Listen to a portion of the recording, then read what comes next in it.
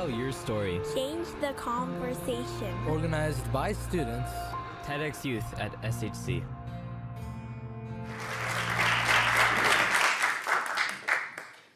The mind is the most powerful tool that humans possess. It's the engine of our bodies, the dictator of decisions, our tool to live our lives. Our mind is a beautiful thing. But what happens when your mind becomes your own worst enemy? When I was 10 years old, I was diagnosed with generalized anxiety disorder, which is a mental disorder that affects only 1% of children and 3% of adolescents. Generalized anxiety disorder is a branch of anxiety that involves both persistent and excessive worry, as well as physical symptoms such as muscle tension, numbness in parts of the body, rapid breathing, or even shaking.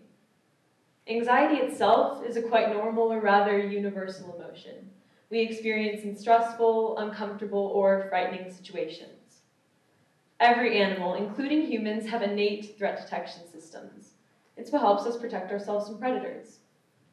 Anxiety begins in the amygdala, which is essentially nerve bundles that alert other areas of the brain to be prepared for defense action or response. Then, the hypothalamus relays that signal, influencing the stress response in our body in a state of high alertness.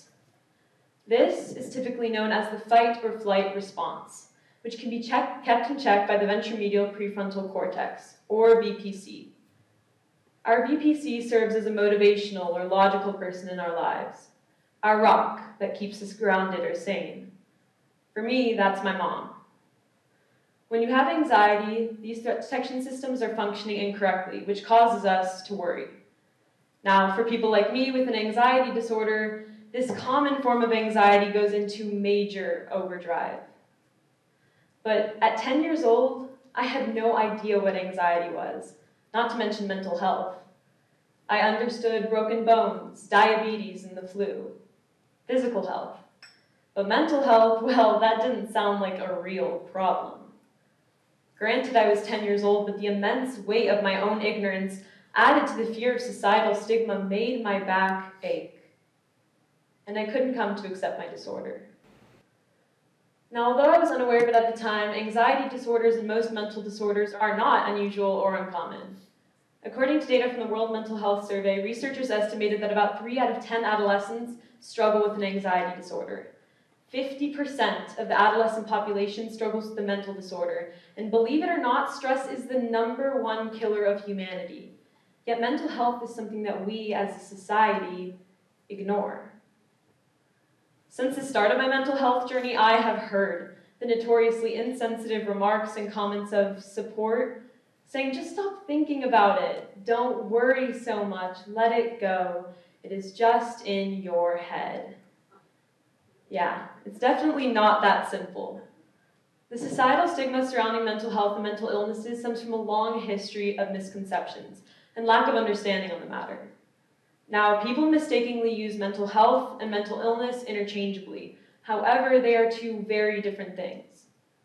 According to the CDC, mental illness refers to conditions that affect a person's thinking, feeling, mood, or behavior, while mental health refers to our emotional, psychological, and social well-being. Although the two are interconnected, everyone has mental health, but not everyone has a mental illness. See, the nuances of mental health are often lost on people. When people hear mental illness, they think crazy or insane. When they hear anxiety, they think worried. When they hear depression, they think sad. I know I did. But let me tell you, anxiety is not just worry. It's the feeling of utter loss of control, the feeling where you can be so consciously aware of reality, yet so buried in mental turmoil that all logic and consciousness is fogged. It's the feeling of fear. It's the feeling of a sharp blade of panic that can stab you at the most unexpected moments. It's the feeling of watching thoughts cloud your head, spinning uncontrollably. Anxiety is a voice that induces worry, prolonged shaking and tingling in the body, stress, panic, and fear overpowering your voice of logic and calm. Anxiety is like tug-of-war. You could be winning for a while, feel like you're in control, and as soon as victory approaches, you lose your grip, and control slips away out of your hand. It is a mental battle, with your mind as the adversary. So no, anxiety is not just worry. It is a vicious cycle. And it's crucial to understand that the words we use to describe mental health not only influence the mindset of the person who is struggling, but it influences the mindset of those who are unconscious to the issue itself. Now, when my parents first brought up the idea of therapy, I was not only ashamed, but I was outraged. Did they think I couldn't handle it? Was I that insane? Because my preconception was that therapy was only for people with big problems. And to me, my constant anxiety attacks, my daily nausea, my nail biting, my rapid thoughts and worries that stole my sleep was nothing compared to, say, an ex-veteran with PTSD. I now realize that the reason going to therapy and seeking help was so hard for me was because it meant accepting that there was something different about me. But contrary to what society had told me my whole life, I now realize that different doesn't mean wrong. And let me tell you, seeking help was the best thing I could have done. Approximately 25% of the population has an anxiety disorder that warrants treatment at some point in their life.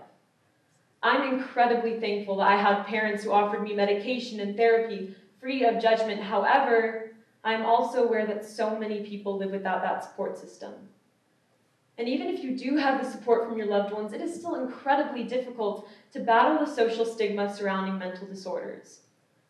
I mean, just think about it. We never say to someone with a heart issue, well, just toughen up. We never deny them medication. Because in our society today, it seems that we are only truly suffering if we have a physical illness or physical setback.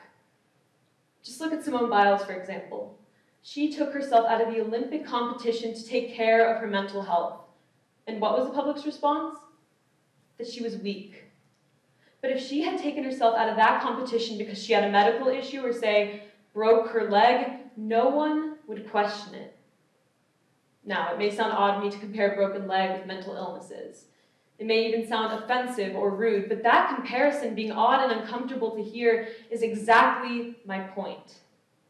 It has been ingrained in us since we were young that physical illnesses, injuries, and setbacks are not in our control, but mental illnesses are a personal failure or weakness. It is imperative to distinguish anxiety and really any mental disorder for that matter from being a personal or moral failure and something that we could fix if we really tried. Physical suffering is not the only kind of suffering, and oftentimes true suffering is not always apparent to the eye.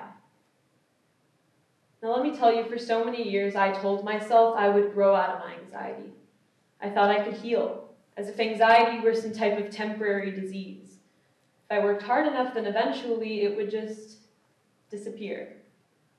Boy, was I wrong. Mental disorders are rarely something you grow out of. They are something you grow with and learn to manage. And in order to grow, I had to admit to myself that I had anxiety. Because admitting to yourself that you are struggling or suffering is only the first step, but it is the only pathway to acceptance. And once I was able to accept my condition with the help and education of my therapist and the support of my family, a part of me was relieved. We spend so much time hiding and denying our pain because we're scared.